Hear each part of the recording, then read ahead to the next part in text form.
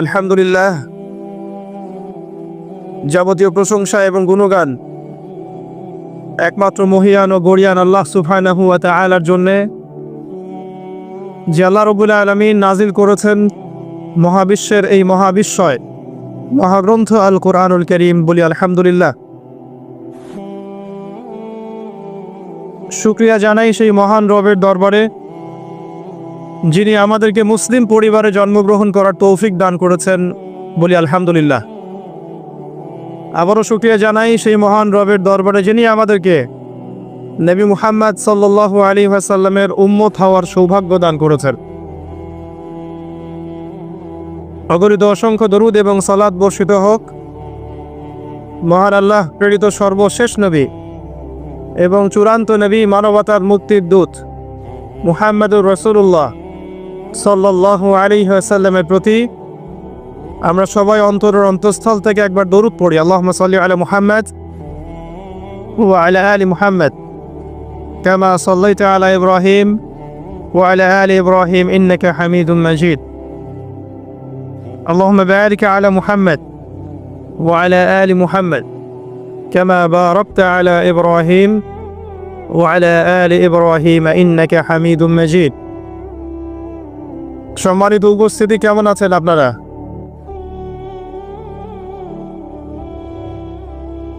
আলহামদুলিল্লাহ আলা কুল্লি হাল ওয়া ফি কুল্লি মাকান। যদিও বা বর্তমান প্রেক্ষাপটে একজন মুসলিম ভালো থাকতে পারে না।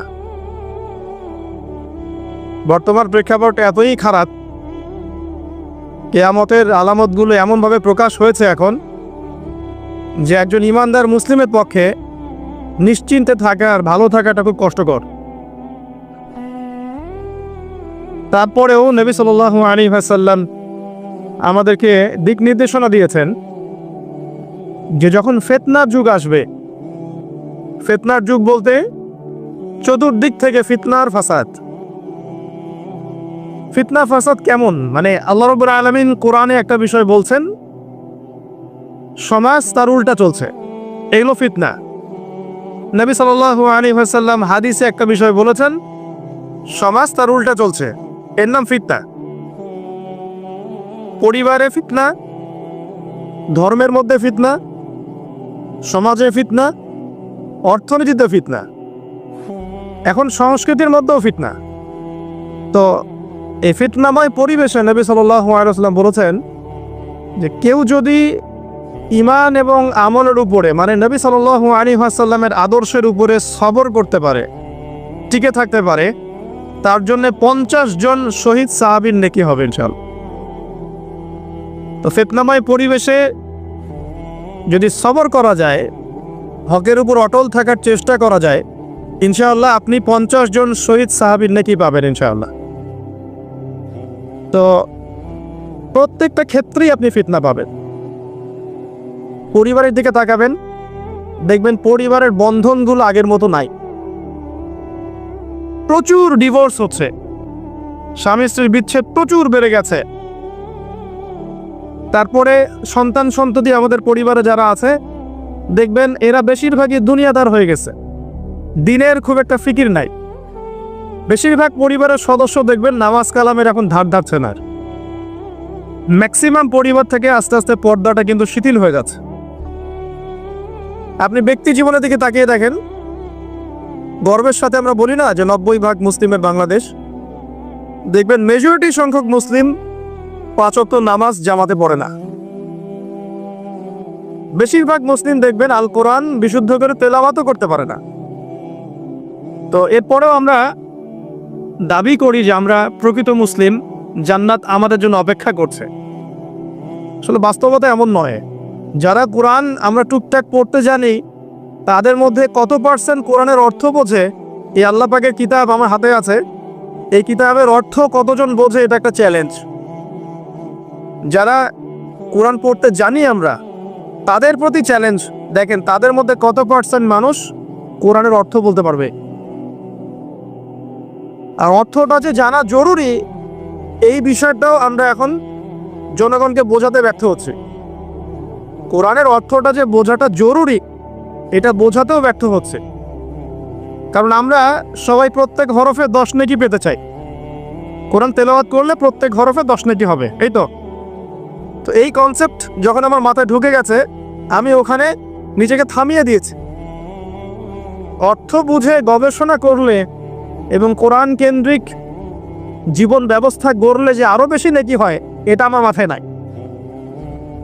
প্রত্যেক হরফে 10 নেকি তো আপনি পাবেন তেলাওয়াত করলে, কিন্তু অর্থ বুঝে এর ভিতরে ঢুকলে, গবেষণা করলে এর মূল স্বাদটা পাওয়া যায়, এটা আমরা বুঝতে পারছি না। দেখবেন বেশিরভাগ মানুষ কোরআনের অর্থটা জানে না। আবার আমরা যারা টুকটাক ভাঙাচুর অর্থ জানি, তারা আবার দেখবেন কোরআনের সমস্ত আদেশ মেনে চলতে পারছি না এবং কোরআনের সমস্ত নিষেধও বর্জন করতে পারছি না। সমস্যা কিন্তু এখানেও থেকে গেছে। আবার কোরআনের ব্যাখ্যায় আছে হাদিস। তো এই হাদিসকে কেন্দ্র করে কোনো বিভ্রান্তির সুযোগ ছিল না, কিন্তু এখানেও আমরা বিভিন্ন জাল এবং বানোয়াট হাদিসের উপর আমলও শুরু করেছি। হাদিসের নামে এমন অনেক কিছুই চলছে সমাজে যেগুলোর সাথে হাদিসের কোনো সম্পর্ক নাই। আমি বলতে চাচ্ছি যে হাদিসের নামে আবার সমাজে এমন অনেক আমল চালু আছে যেগুলোর সাথে আবার হাদিসের কোনো সম্পর্ক নাই। তো দেখুন, ধর্মের মধ্যেও সমস্যা থেকে গেছে। আবার আমরা সবাই মুসলিম, আমাদের সবার ইউনাইটেড থাকার কথা। মুসলিম একটা জাতি, তাদের আল্লাহ একজন, রাসূল একজন, কেবলা এক, তাদের সবার মধ্যে একটা ইউনিটির কথা ছিল। কিন্তু আমরা ধর্মতাত্ত্বিকভাবে এবং পলিটিক্যালি আমরা বিভিন্ন দলে বিভক্ত এবং আপসের মধ্যে মিল মহব্বত কম। বাইরে হয়তো আমরা বলি যে আমি একজন ধর্মতাত্ত্বিক দলের সদস্য, সে আরেকটা ধর্মতাত্ত্বিক সংগঠনের সদস্য, সে আরেকটা মানহাজ ফলো করে, সে আরেক জামায়াতের, সে আরেক তরিকার ইত্যাদি। আমরা সবাই এক, যদি আমরা বাইরে এই কথাটা বলি, কিন্তু অন্তর থেকে কিন্তু আমাদের এই বিষয়টা আসছে না। যদি আসতো তাহলে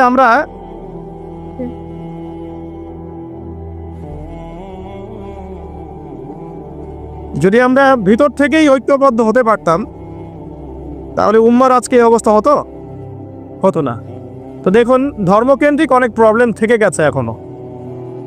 আবার আল্লাহ রাসূল সাল্লাল্লাহু আলাইহি ওয়াসাল্লাম হাদিসের মধ্যে এবং আল্লাহ পাক কোরআনের মধ্যে ধর্ম নিয়ে বাড়াবাড়ি করতে নিষেধ করেছে। ধর্ম নিয়ে বাড়াবাড়ি করো না, তোমরা নিজেদের ধর্ম পালন করো। তা আমরা নিজের ধর্ম যতটা না পালন করি, অন্যের ধর্মের দিকে আঙ্গুলটা তার চেয়ে বেশি তুলি। আমরা আগে নিজের রিলিজনটাকে ঠিক মতো পালন করি, দেখবেন সমাজ ঠিকই পরিবর্তন হয়ে গেছে ইনশাআল্লাহ। তো আমি একটা ধর্ম পালন করি বলে অন্য ধর্মের মানুষের প্রতি বিদ্বেষ পোষণ করতে হবে বা তাদের উপর ঘৃণার মনোভাব প্রকাশ করতে হবে, এটা আল্লাহ পাক শেখান নাই, তার রাসূল শেখান নাই।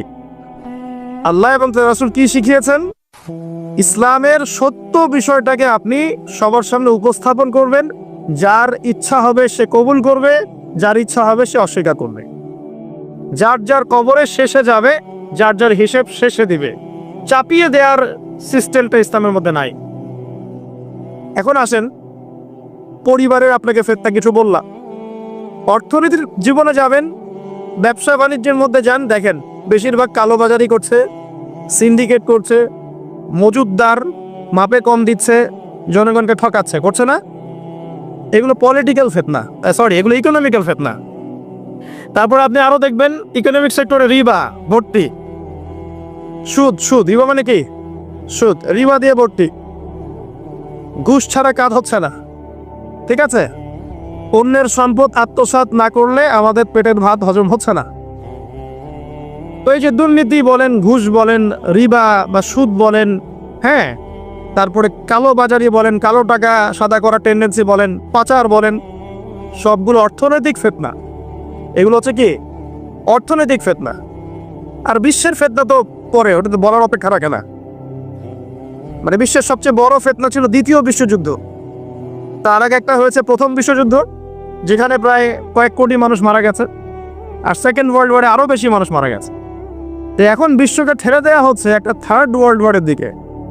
মানে যে কোনো সময় একটা তৃতীয় বিশ্বযুদ্ধের আশঙ্কা করছেন এখনকার যারা মিলিটারি অ্যাফেয়ার্স নিয়ে পড়াশোনা করেন, ওয়ার্ল্ড অ্যাফেয়ার্স নিয়ে পড়াশোনা করেন, তারা এগুলো বলতে পারবেন ভালো। বিশ্বকে একটা খাদ্য মন্দার দিকে ঠেলে দেওয়া হচ্ছে। বিশ্বকে একটা দুর্ভিক্ষের দিকে ঠেলে দেওয়া হচ্ছে, এবং মহামারীর মধ্য দিয়ে অলরেডি কিন্তু আমাদের বিভিন্ন দেশের ইকোনমিক অবস্থা ভালো না। তার উপরে খাদ্য সংকট, তার উপরে যে বৈশ্বিক যুদ্ধগুলো, আমদানি রপ্তানি বন্ধ হয়ে যাচ্ছে, তেল গ্যাসের দাম বেড়ে যাচ্ছে, জনগণ হাহাকার করছে। এই পলিটিক্যাল গ্লোবাল অ্যাফেয়ার্সের ফিতনা এগুলা। তারপরে এই জন্যই প্রথমে আমি একটা কথা বললাম যে ফিতনাময় একটা পরিবেশে একজন মুমিন যার অন্তর্দৃষ্টি আছে, যে কোরআন এবং সুন্নাহ দিয়ে এই বিশ্বের এই রহস্যগুলো উদ্ঘাটন করতে পারে, সে ভালো থাকতে পারে না। তার মনটা সবসময় কিন্তু মানে ব্যাকুল থাকবে যে কিভাবে এইসব সমস্যা থেকে নিজে উত্তরণের পথ খুঁজতে পারি, আর আমার পরিবারকে বাঁচাতে পারি, আর আমার জনগণকে বাঁচাতে পারি। আর যদি আপনি আত্মকেন্দ্রিক হন, স্বার্থপর হন, তাহলে নিজের চটকায় তেল দিবেন, নিজে ভালো থাকলেই বাপের নাম। তো দেখুন, এই জামানার কথাই নবীজি বলছেন সাল্লাল্লাহু আলাইহি ওয়াসাল্লাম, তোমাদের সামনে এমন একটা যুগ আসছে, নবীজি বলছেন জামানা সাবরিন, কঠিন জামানা, যে জামানায় ঈমান নিয়ে চলাটা হবে হাতের মধ্যে আগুন নিয়ে চলার মতো। তো নবীজি বলছেন ওই সময়ে, সাহাবী জিজ্ঞাসা করছেন, ইয়া রাসূলুল্লাহ, আমি ওই সময়ে কি করব? ওই সময় আমি কি করব? আমাকে কি পরামর্শ দিচ্ছেন? নবী সাল্লাল্লাহু আলাইহি ওয়াসাল্লাম বলছেন, হে আমর ইবনে আস, তুমি ওই সময় বাড়িতে অবস্থান করো, বাসায় থাকো, বিনা প্রয়োজনে বাড়ির বাইরে এসো না। ওই সময় তুমি নিজের পাপের জন্য আল্লাহর কাছে ক্রন্দন করতে থাকো, বিনা প্রয়োজনে বাড়ির থেকে বের হয়েও না। আর মানুষের সাথে এত বেশি মেলামেশা করো না, নিজে তোমার আমল, তোমার গুনাহ নিয়ে ব্যস্ত থাকো, তোমার পাপের জন্য আল্লাহর কাছে কান্নাকাটি করো, ইনশাল্লাহ তুমি নাজাত পেয়ে যাবে। এটা একটা অপশন, মানে ফিতনাময় পরিবেশে আপনি কিভাবে বাঁচবেন, এটা একটা অপশন। আরেকটা হাদিসে গিয়ে নবী সাল্লাল্লাহু আলাইহি ওয়াসাল্লাম বলছেন যে যখন এমন ফিতনাময় পরিবেশ আসবে, তখন যদি তোমরা এই আমর বিল মারুফ নাহি আনিল মুনকার, সৎ কাজের আদেশ, অসৎ কাজের নিষেধ, আমার সুন্নতের উপর অটল থাকতে পারো, তাহলে তোমরা 50 জন শহীদের নেকি পাবে। সাহাবায়ে কেরাম বলছেন, ইয়া রাসূলুল্লাহ, আমিনহুম আও মিন্না, তাদের মধ্যে 50 জন নাকি আমাদের মধ্যে 50 জন শহীদ? নবী করিম সাল্লাল্লাহু আলাইহি ওয়াসাল্লাম বলছেন, বাল মিনকুম, বরং তোমাদের মধ্যে 50 জন শহীদ। এটা অপশন নাম্বার 2। এক, কি বললাম, আপনি নিজেকে নিয়ে ব্যস্ত থাকেন, বাসায় থাকেন, বিনা প্রয়োজনে বাড়ি থেকে বের হবেন না, মানুষের সাথে কম মেলামেশা করেন, এবং নিজের পাপের জন্য আল্লাহর কাছে কান্নাকাটি করেন, নিজের আমল নামা নিয়ে ব্যস্ত থাকেন, ইনশাআল্লাহ নাজাত পাবেন। 2 নাম্বার, যদি আপনার কাছে আরো বেশি যোগ্যতা থাকে এবং আপনি আরো বেশি সাহসী হন এবং আপনি উম্মার, দেশের জনগণের কল্যাণ কামনা করেন, তাহলে অন্যদেরকেও এই ফিতনাময় পরিবেশে টিকে থাকার ফর্মুলা বলে দেন। এখানে সবর করেন, আমর বিল মারুফ নাহি আনিল মুনকারের কাজ করেন, আল্লাহ পাক আপনাকে ইনশাআল্লাহ 50 জন শহীদ সাহাবীর নেকি দিবেন সব। আরো অপশন আছে। কি অপশন? ওই যে আসহাবুল কাহফ কি করেছিল, একটা ফিতনাময় পরিবেশ থেকে নিজেরা আস্তে করে সরে গিয়েছে। যখন আপনি পরিবেশকে পরিবর্তন করতে আর পারছেন না, দাওয়াত দিয়েও কোনো কাজ হচ্ছে না, মানুষ কথাও শুনছে না, জুলুম নির্যাতন বাড়তেই আছে, টিকে থাকা মুশকিল, তখন তাদের হিসাবের দায়িত্ব আল্লাহর উপর ছেড়ে দেন, আপনি ওখান থেকে ডিসকানেক্টেড হয়ে যান। এটা একটা অপশন। হয়তো আপনার কাছে মনে হচ্ছে না এখন ওই যুগ আসে নাই, কিন্তু আমি আপনাকে বলে দেই যে কোরআন এবং সুন্নাহর চোখ দিয়ে যদি আপনি দেখতে শেখেন এবং বর্তমান বিশ্বের প্রেক্ষাপটটা অ্যানালাইসিস করার যোগ্যতা আপনি অর্জন করেন কোরআন সুন্নাহর চোখ দিয়ে, আপনি বুঝতে পারবেন সেই সময় অনেক আগেই চলে এসেছিল। এখন ফিতনা এবং ফাসাদময় এই পরিবেশে আমরা কি করতে পারি, ছোট স্কেলে, বড় স্কেলে না, ছোট স্কেলে। আমি আজকে বড় বিষয় নিয়ে কথা বলতে আসি না, কারণ আমি চিন্তা করলাম যে আসলে প্রথমে যদি ব্যক্তিকেন্দ্রিক বিষয়টা ঠিক না হয়, বড় বিষয় আলোচনা করে কোনো লাভ নাই। আগে ব্যক্তি যদি ঠিক না হয়, বড় বিষয় আলোচনা করে আসলে কোনো লাভ নাই, আপনারা বুঝবেনও না, মাথার উপর দিয়ে চলে যাবে। এখন গ্লোবাল অ্যাফেয়ার্স নিয়ে কথা বলে খুব একটা ফায়দা নাই আপনাদের। এখন ইকোনমিক পুরো এই সুদভিত্তিক সিস্টেম আপনি চেঞ্জ করতে পারবেন না, এবং পুরো যে তাগুতি ব্যবস্থা আপনি চেঞ্জ করতে পারবেন না। আপনি কি করতে পারবেন? আপনি নিজেকে পরিবর্তন করতে পারবেন, আপনার পরিবারকে পরিবর্তন করতে পারবেন। এতটুকু আপনার পক্ষে এখন পর্যন্ত সহজ, ঠিক না? ঠিক কথা। এটা আপনি এখন করতে পারবেন। তো এটার ফর্মুলা কি? ফর্মুলা ঘাটতে গিয়ে আল্লাহ পাক আমার মাথার মধ্যে একটা হাদিস নিয়ে এসে দিলেন, কারণ আমি বিশ্বাস করি যে আপনারা বলছেন মৌলানা আল্লামা, আমি আসলে এমন কিছু নই। এই কথাগুলো আসলে আমার সাথে যায় না।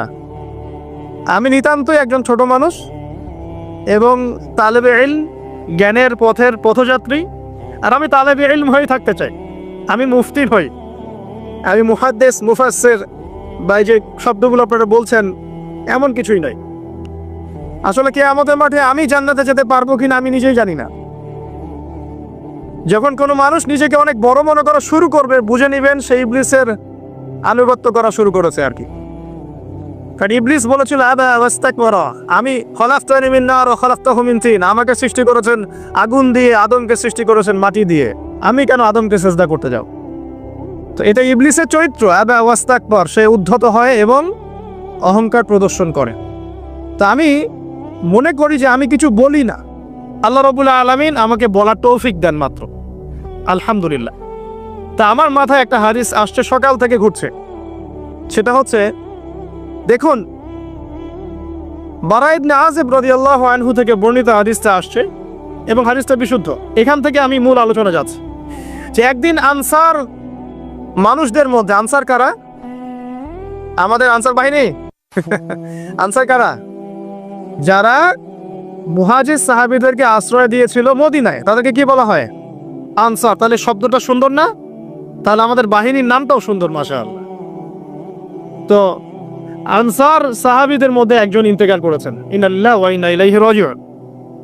এখন তাকে দাফন করা হচ্ছে, আর নবী সাল্লাল্লাহু আলাইহি ওয়াসাল্লাম কবরের পাশে চুপ করে বসে পড়লেন। তার বসা দেখা দেখি বাকি সাহাবীরাও তাকে ঘিরে গোল করে বসে পড়লেন।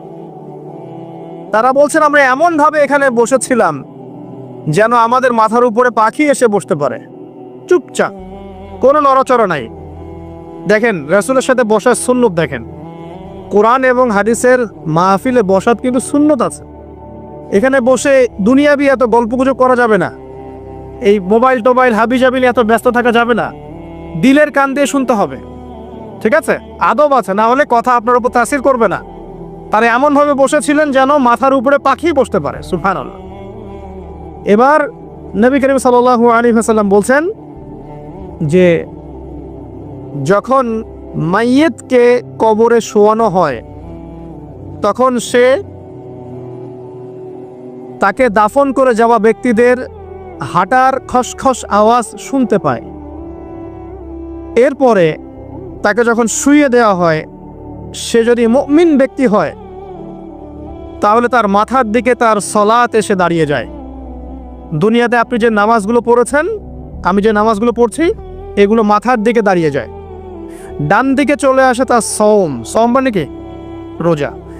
বাম দিকে চলে আসে যাকাত, যাকাত মানে কি? যাকাতের সাথে তো আমরা পরিচিত নই। আমরা ওই যে রাস্তাঘাটে যে দান খয়রাতগুলো উঠানো হয়, এগুলোর সাথে খুব পরিচিত, তাই না? কত টাকা, কত পয়সা, কি কি গান করে আর টাকা কালেকশন করে না? অনেক সময় দেখা যায় রাস্তায় যাচ্ছি আমরা গাড়ি নিয়ে, পারলে গাড়ির সামনে এসে হুমড়ি খেয়ে পড়বে টাকা নেওয়ার জন্য। এইভাবে টাকা কালেকশন করতে কে শিখিয়েছে ইসলামে? আর আমরা অনেক সময় ছোট ছোট বাচ্চাদেরকে দিয়ে, মাদ্রাসার ছোট ছোট বাচ্চাদেরকে দিয়ে টাকা কালেকশন করাই। এটা ঠিক না। কেন ঠিক না জানেন? ছোটবেলা থেকেই ওর ব্যক্তিত্ব নষ্ট হচ্ছে। এই হাতটা উত্তম না এই হাতটা উত্তম?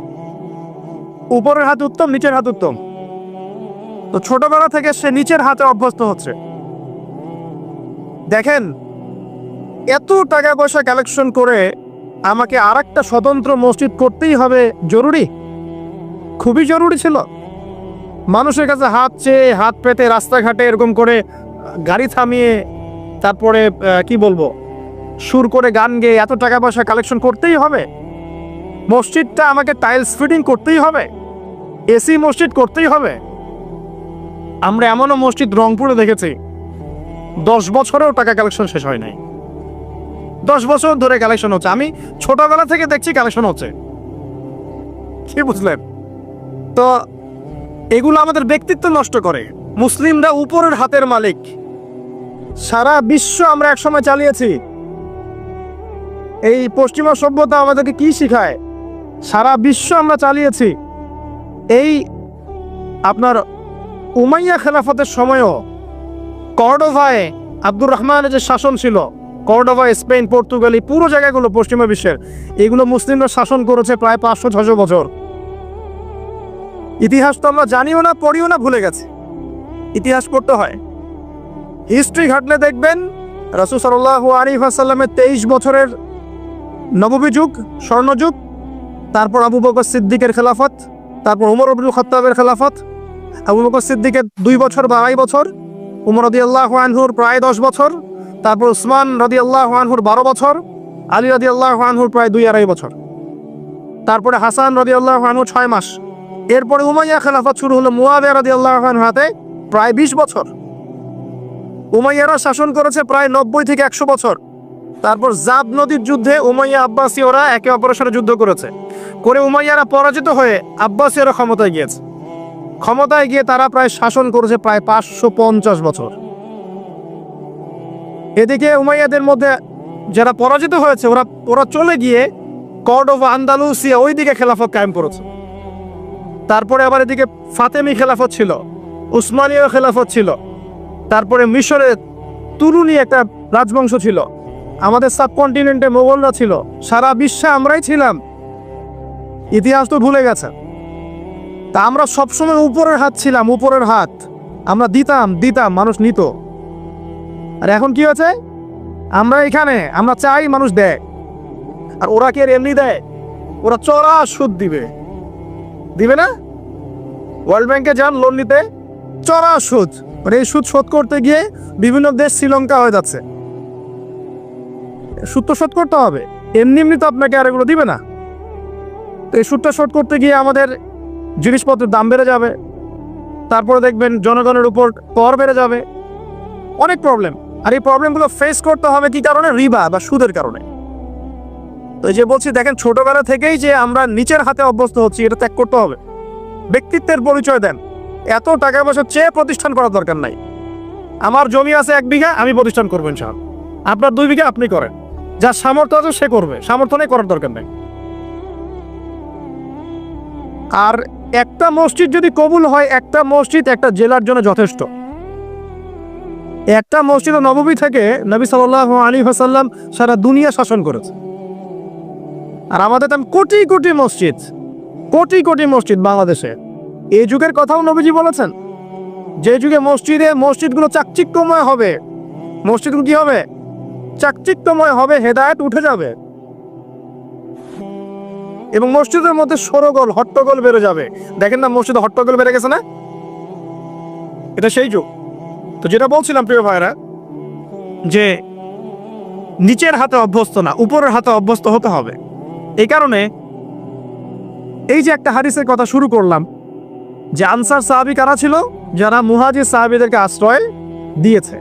এখন এই সাহাবীদের মধ্যে একজন ইন্তেকার করেছে, তার লাশ যখন রাখা হচ্ছে তখন নবীজি বলছেন, মাথার দিকে মাইয়েতের আসে কি?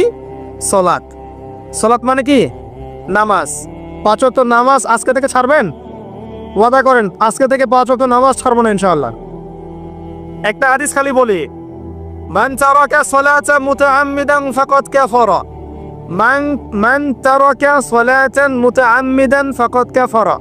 আবার শোনেন, قال رسول الله صلى الله عليه وسلم من ترك صلاة متعمدا فقد كفر। মুয়াজ বিন জাবাল রাদিয়াল্লাহু আনহু কে নবীজি বলেছেন, মান তারাকা সালাতা মুতাআম্মিদান ফাকাদ বারিয়াত মিন জিম্মাতিল্লাহ। যে ব্যক্তি নিজের উপর ফরজ নামাজ ছেড়ে দিল, সে কুফরি করলো। মুয়াজ বিন জাবালকে নবী সাল্লাল্লাহু আলাইহি ওয়াসাল্লাম বলছেন, যে ব্যক্তি ফরজ নামাজ ইচ্ছা করে ছেড়ে দিল, সে ব্যক্তি আল্লাহর জিম্মা থেকে মুক্ত হয়ে গেল। নামাজ ছাড়বেন প্রিয় ভাই, 5 ওয়াক্ত নামাজ জামাতের সাথে ইনশাআল্লাহ। আল্লাহ আমাকে তৌফিক দেখ, আপনাদের সবাইকে তৌফিক দান করুন, আমিন। জামাত যদি না পান, একা পড়ে নেবেন, ঠিক আছে? যদি ঘুমিয়ে থাকেন, ঘুম থেকে উঠে পড়বেন। ভুলে গেছেন, যখন মনে হবে তখন পড়বেন। ওযু করার পানি নাই, কি করবেন? তায়াম্মুম করবেন। তায়াম্মুমেরও কিছু নাই, আপনার কোনো কাপড়ই নাই, সতর ঢাকার কোনো কাপড়ই নাই, কি করবেন? বসে বসে নামাজ পড়ুন, ওই অবস্থাতেই। এটা কোনো মাফ নাই। মানে আপনার ওযু করার কোনো পানি নাই, তায়াম্মুমের কিছুই নাই, কাপড়ও নাই সতরে, তখনও নগ্ন হয়ে বসেই নামাজ পড়তে হবে, মাফ নাই। যখন শোয়ানো হবে মাথা থেকে কি থাকবে? সালাত। তাহলে আমরা যারা ফরজ সালাত এখন আদায় করছি না, আজকে তওবা করেন, বলেন আস্তাগফিরুল্লাহ আল্লাযী লা ইলাহা ইল্লা হুয়াল হাইয়ুল কাইয়্যুম ওয়া আতুবু ইলাইহি। হে আল্লাহ, আমরা তওবা করছি, সারা জীবনে যত নামাজ পড়ি নাই এই সমস্ত নামাজ না পড়ার পাপ থেকে তোমার কাছে তওবা করছি। ঠিক আছে, এটা আস্তাগফিরুল্লাহর অর্থ নয়, আমি বাংলায় বললাম। আর যদি নামাজ কাজা করে আদায় করে দিতে পারেন আলহামদুলিল্লাহ, খুবই ভালো হয়। যদি নাও পারেন তাও এখন থেকে আর কোনো নামাজ বাদ দিয়েন না, আর বেশি বেশি নফল নামাজ পড়ার চেষ্টা করেন। আল্লাহ পাক তৌফিক এনায়েত করুন। আসুন, তারপরে ডান দিকে কি? সওম। সওম মানে কি? রোজা। রমজান মাসে রোজা রাখি সবাই তো, মাশাআল্লাহ, আলহামদুলিল্লাহ। রমজান মাসে সওম রাখার পাশাপাশি বেশি বেশি নফল সওম রাখার ব্যাপারে অভ্যস্ত হওয়ার চেষ্টা করতে হবে। সবচেয়ে সেরা সওমগুলো হচ্ছে মাসের 3 দিন, আইয়ামে বীজের সওম, চাঁদের 13, 14 এবং 15 তারিখ। আর সপ্তাহে 2 দিন, সেটা হলো বৃহস্পতিবার এবং কি সোমবার। আল্লাহ পাক তৌফিক দান করুন, আমিন। এছাড়া আরাফার সওম আছে, আশুরার সওম আছে, ঠিক আছে, জিলহজ মাসের প্রথম 10 দিন রাখতে পারেন, ইত্যাদি। এবার বাম দিকে কি? যাকাত। যেটা বলছিলাম, যাকাতের সাথে আমরা খুব একটা পরিচিত নই, অথচ যাকাত একটা ফরজ ইবাদত। কেউ যদি নামাজ এবং যাকাতের মধ্যে পার্থক্য করে সে ব্যক্তি কাফের হয়ে যাবে। কেউ যদি মনে করে নামাজ আমি মানি, যাকাত আমি মানি না, তাহলে কাফের হয়ে যাবে। নিসাব পরিমাণ সম্পদ হলে প্রত্যেক মুসলিমের উপর যাকাত ফরজ, ঠিক আছে।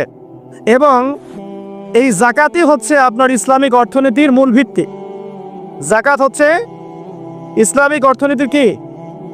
মূল ভিত্তি। এই টিকটক প্রজন্মকে এখান থেকে সরান, এই মোবাইল নিয়ে যারা ব্যস্ত আছে এখান থেকে সরো, আলোচনায় কনসেন্ট্রেশন নষ্ট করবো না। কোন নেব? পরিবেশ নষ্ট করতে আসো কেন এখানে? দিনের কথা শুনতে যদি আসতে পারো তাহলে আসবো, আদারওয়াইজ আসার দরকার নাই। এখানে কথা হচ্ছে আল্লাহ এবং রাসূলের, তুমি কথা বলতেছো পাশে। আল্লাহ এবং তার রাসূলের কথা হচ্ছে, এখানে তুমি কথা বলো কোন সাহসে? সূরা হুজুরাতে আল্লাহ রাসূল সাল্লাল্লাহু আলাইহি ওয়াসাল্লাম, সূরা হুজুরাতে আল্লাহ পাক বলেছেন যে রাসূলের কথার উপরে কেউ যদি জোরে কথা বলে তার আমলনামা নষ্ট হয়ে যাবে। রাসূল কথা বলছেন, তার উপরে যদি জোরে কেউ কথা বলে আমলনামা নষ্ট হয়ে যাবে। আর এই মাহফিলগুলোতে আল্লাহ এবং তার রাসূলের কথা হয় না, এখানে কি যা ইচ্ছা তাই কথা বলা যাবে? যদি কোনো প্রয়োজন থাকে মাহফিল শেষ হবে তারপর কথা বলবে। এই আদতগুলো না শিখতে পারলে মাহফিলের বরকত থাকে না। আর মোবাইলটা যে আমাদের কি করে দিল ভাই, মানে পুরো কমন সেন্স, হিউম্যান বিহেভিয়ার সব নষ্ট করে ফেলছে। বসে আছেন চুপচাপ, মানে এমন হয় ফোনটা বের করছে, মানে অস্ত্র বের করছে, ফোনে বের করে খাটাস করে মুখের সামনে ফোনটা। অনুমতিরও প্রয়োজন নাই যে ভাই একটা ছবি কি নিব, পারমিশনেরও দরকার নাই। মানে ম্যানার্স কমন সেন্স নষ্ট করে ফেলছে।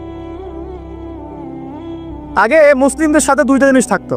যখন মুসলিমরা সারা বিশ্বকে নেতৃত্ব দিয়েছে তখন ডান দিকে একটা বড় তরোয়াল থাকতো আর বাম দিকে একটা ছোট খঞ্জর থাকতো, জানেন?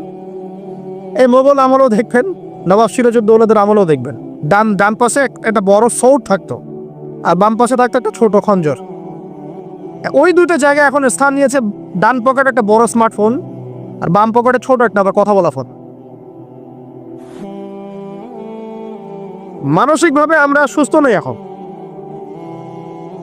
আল্লাহ পাক আমাদেরকে বোঝার তৌফিক দিক। কথাগুলো আঘাত করার জন্য বলছি না, আমি কথাগুলো বলছি এই কারণে যে আমাদের এই যুব সমাজকে নিয়ে আমাদের অনেক আশা। যুবকরা ইসলাম শিখবে, ইলম শিখবে, আমল করবে, ইনশাআল্লাহ আগামী দিনে এই জাতিকে নেতৃত্ব দিবে। তো এই সময় থেকে যদি ওদেরকে ট্রেন্ড আপ করা না যায়, তাদের ম্যানার্স, বিহেভিয়ার, হিউম্যান বিহেভিয়ারগুলো ডেভেলপ করা না যায়, তাহলে আগামী দিনে কি এরা জাতিকে নেতৃত্ব দিতে পারবে? তো যে কথা বলছিলাম প্রিয় ভাইরা, দেখুন যাকাত ইসলামিক অর্থনীতির মূল ভিত্তি। কিভাবে জানেন? ব্যবসা এবং যাকাত এটা কি করে? এটা একটা মার্কেটের মধ্যে সম্পদ ঘুরতে থাকে। আমি বুঝাচ্ছি আপনাকে। মনে করেন আপনি ব্যবসা করছেন এবং যাকাত দিচ্ছেন। যাকাত কারা দিবে? যারা যাকাতের নিসাব পরিমাণ সম্পত্তি রাখে, মানে কিছুটা ধনী তারা, তো তারা ব্যবসা করছে মাশাআল্লাহ।